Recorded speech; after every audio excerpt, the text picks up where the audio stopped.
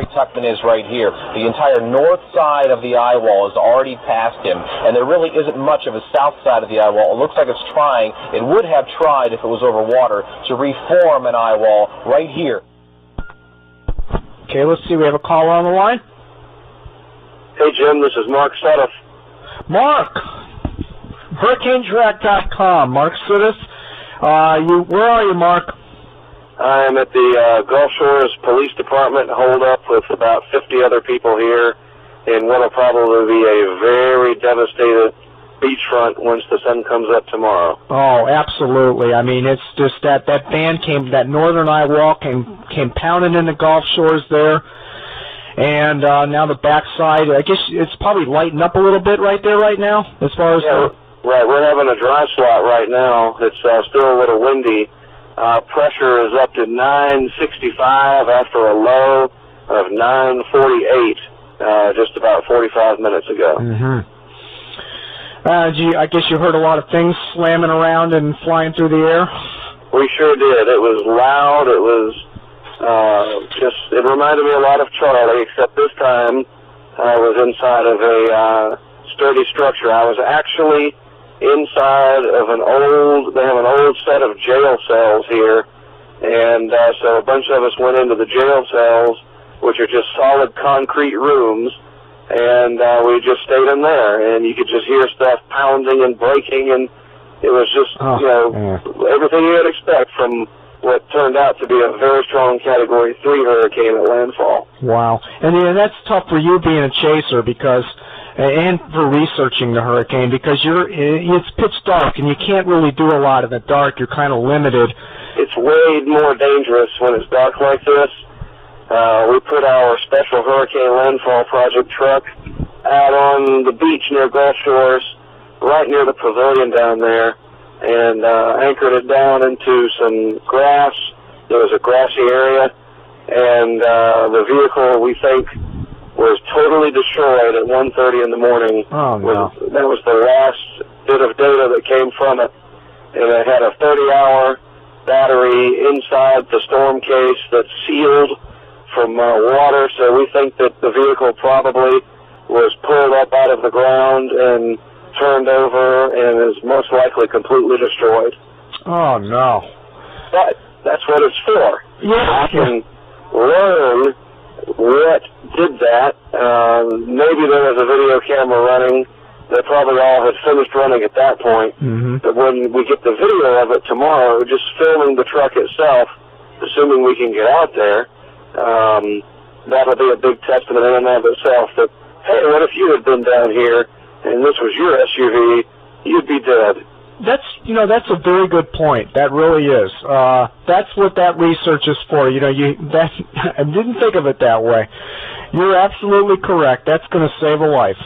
Yeah, and it's the video that it did capture before the sun went down will be extraordinary to see the surge coming in and surrounding the Isuzu. It is just going to be breathtaking. And that's going to be from 4 different cameras, 3 perched on the roof or the platform on top, and 1 from inside the vehicle.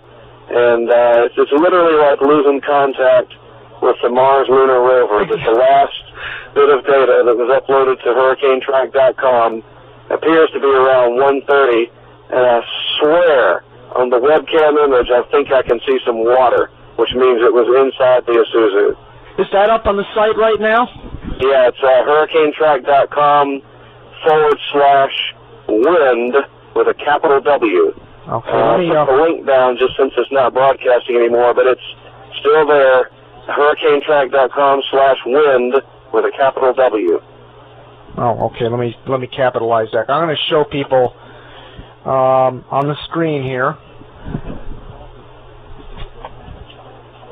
That was wind.html? No, just wind. Just wind. Okay. HurricaneTrack.com/wind. And while you're doing that, let me tell you that we went out and did a survey as best we could during the eye, and the storm surge reached all the way up to about 1.5 miles from the ocean. We were cut off. We couldn't get past that point. When you come down Highway 59 and cross the Intracoastal, there's just a couple of blocks, then you turn right, and there's the police department and the fire department, and another mile and a half down 59 to the south is Gulf Shores and the Pavilion. Well, the storm surge had gone all the way up 59 to the point where we were not too far from the Intracoastal Waterway. So it made it to within about a half mile, maybe 3/4 of a mile from the Gulf of Mexico connecting to the Intracoastal Waterway. Mark, I have your cam up right now, your page that you just gave me. It shows 3:50. It's still broadcasting. Yeah, I just know. 3:15 a.m. Holy wow, it survived. Pressure is 996, though. That doesn't seem right. Shouldn't the Yeah, pressure be lower? the instruments are surely destroyed, but that means that, oh, you hear my excitement. That means that the storm case survived. And, you know, it's obviously a storm case. It's not supposed to get water in it. And the webcam's there, so when the sun comes up, we're going to be able to see live what it looks like at ground zero. Oh, that is so cool. All right, I've got it up on the screen. Of course, it's just black. There's nothing you can see there. Man. Oh, wow, that's incredible. We're going to check that, the Isuzu has survived. It might be mired in sand, but it has survived. That is amazing. That's truly amazing. Woo, man, you get to hear this. Jim, I tell you, buddy, I've known you for several years, and you're the first person on the planet that is getting to hear this excitement that our project succeeded. Yeah, it's incredible, and I'm going to be watching this as the sun rises, when there won't be any sun. But we're going to sleep now. yeah, I was surprised when I saw the time, 3:16 a.m. Wait a minute, that's a live shot there. How can that be? It quit at 1:30, and it's working now. Maybe a rock hit it or something, you know, just... That really says a lot for the Sprint network, because this is running off a Sprint PCS modem card that you can go buy down at the Sprint store and plug into your laptop, and it's still running. That's incredible. That really is incredible. Well, we're going to be watching that. Now it'll be interesting to see what your observations stopped at. What was your high wind gust that you got? There's a link down there that says wind data log. If you click on that, it'll pull up the log that was sent up to the website. Okay. Starting at 16:37 local time. What would that be? 12. It's about 6:30. No, wait a minute. 12. Yeah, about 6:37 last night. Something like that. But anyway, we can go back down to the very bottom, and at 1:50 in the morning, oh, huge gust. Oh, man. It sounded like something hit the truck. I'm outside, actually, in the Tahoe. At 1:50 in the morning was the last bit of data that was sent up, and it shows a... 32 knots, or is that knots or miles an hour? That was the instant wind. The 25 is the average, 48 was the gust, and the direction is the 354, 355. That broke from the get-go. It had a short in the wire, so we can figure out direction based on radar images. Okay. If counterclockwise is counterclockwise, and we'll be able to repiece that together with radar images. But it obviously, look at that, at 1:49, it was 21, gusting to 47. So the Isuzu was just about in the eye at that point. Looks like your high was 76. That was at 1:14 a.m. The sustained? Yeah. No, well, let me see. The highest gust I see is 95. See if I can find it again. I saw it earlier.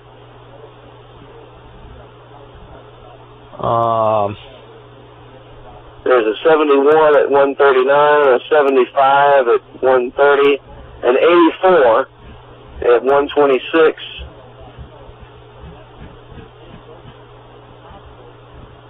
I swear earlier, there's an 82 at near midnight, 23:59.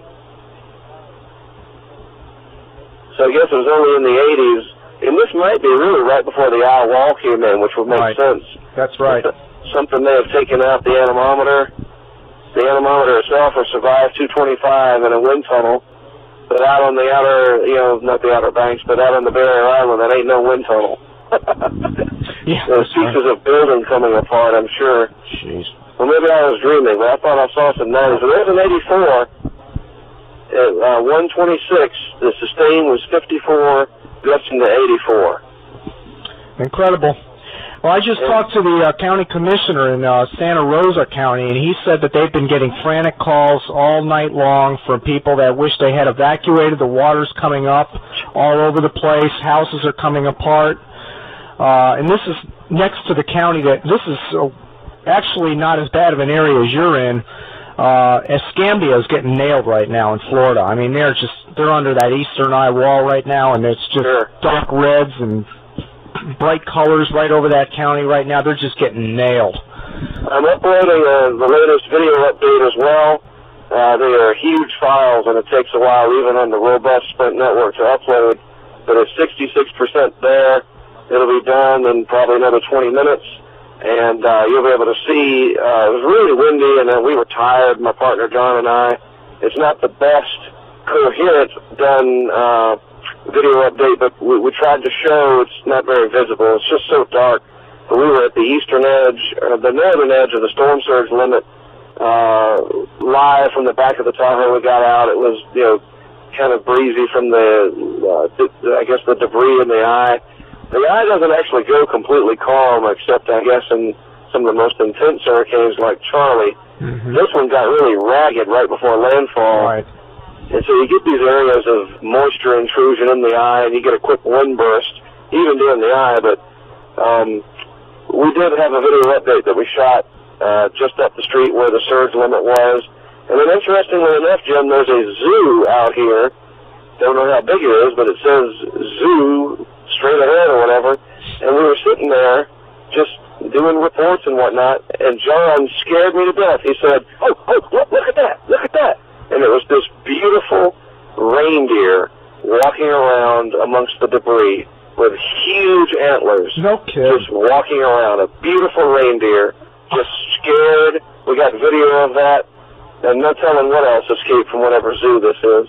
Oh my gosh, that's great though. That's a great shot for you. The debris with the animals loose roaming around. That's great. Well, Mark, you're doing a good job. I mean, amazing the communications you're still keeping up. I know you had problems on what was it, Alex? Your first one, Alex, this year with the Alex. We went out to the Outer Banks near Hatteras, and there is no Sprint PCS out there. And so we had no wireless internet, and we had to rely on tethering a 50-foot phone line to a house. There's some really generous people up there. But then we had to pull away because the storm surge came in from the Pamlico Sound. So we went across the street from them, and we were on higher ground while this poor family lost everything on their first floor. So we watched them from across the street, and they were ready for it. It's not pleasant, but they've been through it. So they weren't panicked, they were just frustrated. So we had to pull out, go across Highway 12 to this higher area that was several feet higher than the surrounding area as the Pamlico Sound poured in. And so we were untethered at that point and had no Sprint PCS. So that was frustrating. And then during Francis, with it being so prolonged and so huge, it did just enough up at Tampa where the main switch is that it took it out for about 8 hours. Right. And our cell phone service on our card that was running from the Hurricane Landfall Project vehicle, the way it routed, it had to go through Tampa and it didn't make it. Whereas our other cell phone switches were maybe Jacksonville. It's just a matter of having it routed. And so we still were able to do some text updates and phone calls. But now, here in Gulf Shores, major Category 3, 130 at landfall, I believe. At least that's what the last recon showed. Right. In the 2 a.m. advisory. Yep. Everything worked. So you never know what you're going to get. And unfortunately, this was at night. If we could only have been able to see what this was going through during the day. Well, maybe we will for Gene, because Gene might be headed for my home. Yeah, I know. It's Gene. We got one after the next rolling out there. Just, folks, for those of you wondering, this is Mark Sudduth from HurricaneTrack.com. He's got the HURT team out there. They measure the winds. They take video of everything. They have cameras streaming. And Mark parked the vehicle out there in harm's way. They went and took cover, and they thought that the vehicle got destroyed, and then we just went and popped it up on the screen, and it's still taking pictures, so it's pretty amazing. Yeah, that's kind of like when they finally established some communication to one of those Mars rovers. I don't remember which one. And it came back, and they were so happy. And I just couldn't believe that. I'm glad we got to share that moment here live. That was kind of cool. I'll always remember this. When we discovered that it was not completely destroyed. Right. Maybe it is laying where it's slide and everything's still working. I don't know. Well, I'll have it archived at Hurricane City. I've got a two-part. Sure. I've already recorded 2 hours, and I just recorded the previous 2 hours of video here. So it's a smorgasbord of different television stations. I've had people calling in from Pensacola describing the damage, and now we have your call in here. So it'll be a nice little mixture of stuff, but it'll be archived over the next several days. Great. Well, Mark, stay safe there. You still have the backside coming in there. At least it's drier. Yeah, it's dry. I'm done with the rain. I hate the rain. Oh, I know. Look, I've only chased one hurricane, and it was just miserable from the get-go. I mean, just water, water, water. You can't escape it, It was unreal. What a heck of a storm this was. Two major... Yeah, well, it's not over. We have Gene. We have another disturbance off Africa from one and about midway across. I guess they'll all develop. Who knows? Mm-hmm. Well, will you be around so that I can call you near first light, or are you going to hit the track? No, I'm going to stay up. I've been up all night into the morning. I'm just drinking a lot of coffee here, and we've got a lot of email support coming in here. A lot of people listening. People, it's amazing, Mark, because you got people listening from New Zealand, the UK, Canada, California, Las Vegas, all over the world are watching this, and because they have friends and relatives in Pensacola and the affected areas, so it's great knowing that your camera survived there. That's at least hope for the people on the Gulf Shores area that maybe the storm surge wasn't that bad. I don't know. Well, from what I understand, we have there's a documentary crew that's working in conjunction with Powers Productions, who does storm stories. And they have been following us since Francis. And CNN's Jeff Flock, he used to be with CNN, and producer Rob Hess stayed out in a Ramada Inn right on Gulf Shores, a major steel-reinforced multi-story hotel. And it's very unlikely in this situation to collapse into the ocean. And so they stayed there on the 5th floor, and they told me in a phone conversation recently that the ocean was completely covering the first floor of the Ramada Inn, that it was at least 10 feet deep, so they cannot go down past the 2nd floor or they're in the Gulf of Mexico. Wow. And that's the Ramada Inn. That's across the street from the first row of houses. You have the ocean front, and then houses and buildings, beach accesses, and then you have Highway 182, and then coming north from there is the Ramada Inn, and they said the first floor was inaccessible because it was completely underwater. Wow, I believe it. So that's about 10 feet right there. Wow. So they're safe, by the way. We've talked to them. They're safe. We're going to go retrieve them as soon as we can. All right, well, keep up your great work, Mark, at hurricanetrack.com, and we got a long season yet to go, but I can't wait to see your footage out of this one. You bet, and thank you. Keep up your good work, and I'll talk to you later on once we get out there. Okay, Mark. Stay safe. Talk to you later. All right, that's Mark Sudduth, hurricanetrack.com. He's had the Hurt truck out there, parked out there in the...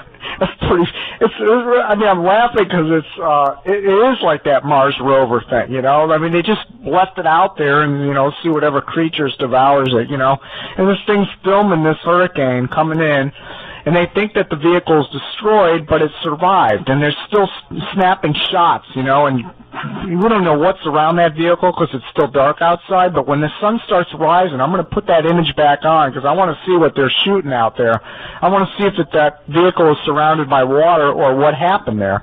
And we're going to be keeping a close eye on that. That's pretty funny stuff. But anyway, that's good work by Mark Sudduth over there. Here's some more emails. Again, there's that radar image, Escambia County, folks, just getting pounded over and over and over again. And this is where Kenneth Lamb lives, and we haven't heard from him. I'm hoping he's okay. I've left several messages. He has not gotten back with me, and I'm hoping that they survived. I really am. I mean, I'm sure that they've survived, but I mean, just hoping that they're not flooded out and they got a lot of damage. Just want to let you know what you're doing. You are doing a great job. I live in Montreal, Quebec, and I'm desperately needing sleep, but you are keeping me riveted to my computer screen. I found your coverage fascinating. I would really like to know if this storm is tracking towards Vermont. Vermont. Well, up in Vermont, it could, but the thing is, Lynn, that they're talking about this thing stalling in the mid-Atlantic states. In fact, the 5 a.m. is going to be out soon. And we're going to get that advisory, and I'm going to let you know if it's supposed to head up into Vermont. But right now, it looks like Virginia, New Jersey, you know, in the Appalachians, that's where it's supposed to stall out and dump tons of rain. So we don't really know if it's going to make it up into the Northeast. I mean, eventually it's going to have to get up there, but what's going to be left of it, we don't know. But it's supposed to slow down so much that there might not be much left of it by the time it gets up into Vermont. But we'll have to wait and see. That's from Lynn in Canada. Just thought I would pass this along. I put in stars the sentence that really caught my eye. End of first paragraph. Short-term forecast, National Weather Service, Mobile.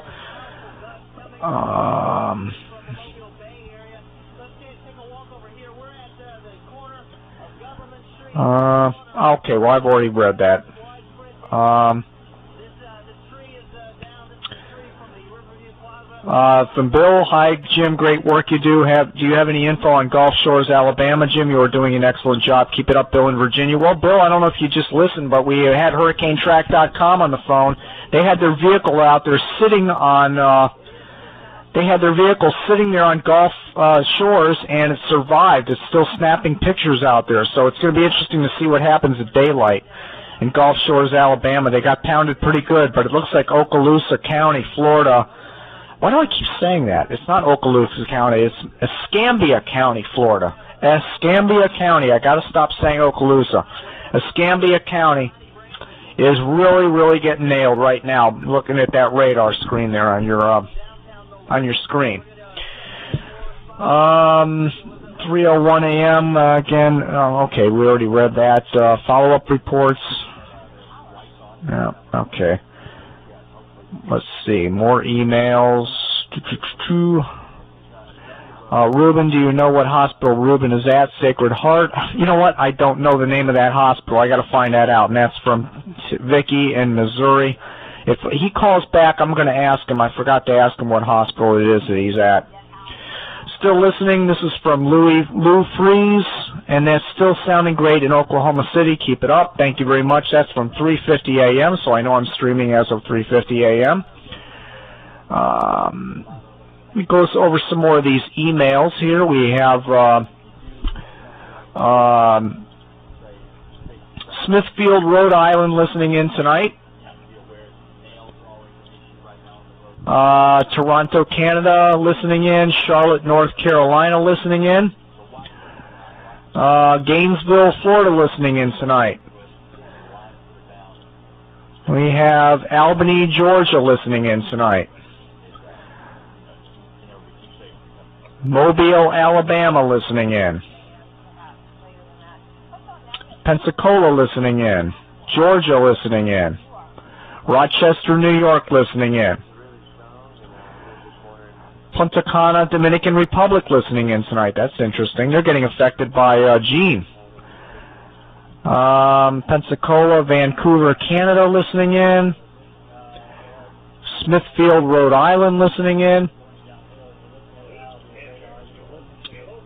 You know what? Somebody might have been calling. I'm sorry, folks. I'm not paying attention to that light all the time, and I might miss some of these calls. So if you're listening in from the affected areas tonight, 888-372-8890. It's 4:35 a.m. We're covering Hurricane Ivan. 4:35 a.m. covering Hurricane Ivan on September 16th, 2004. Major hurricane making landfall in Mobile, Alabama, and primarily in affecting eastern Alabama, primarily Baldwin County, and into Escambia County, Florida, is getting badly affected tonight. and this morning. Let's see, more Mobile, Alabama, Austin, Texas listening in tonight. Plantation, Florida listening in tonight. Nearby neighbor here. Topeka, Kansas listening in. Another listener, Toronto, Atlanta, Georgia, Mobile, Montreal, Canada. Atlanta, Pensacola, Auckland, New Zealand listening in. Buffalo, Missouri listening in this morning in the wee hours of the morning. Fort Walton Beach listening in the wee hours of the morning. If you're listening from Fort Walton Beach, give me a call, 888-372-8890. Reno, Nevada listening in tonight. Biloxi, Mississippi listening in. Tampa listening in tonight. Victoria, Texas. That's Villa Norel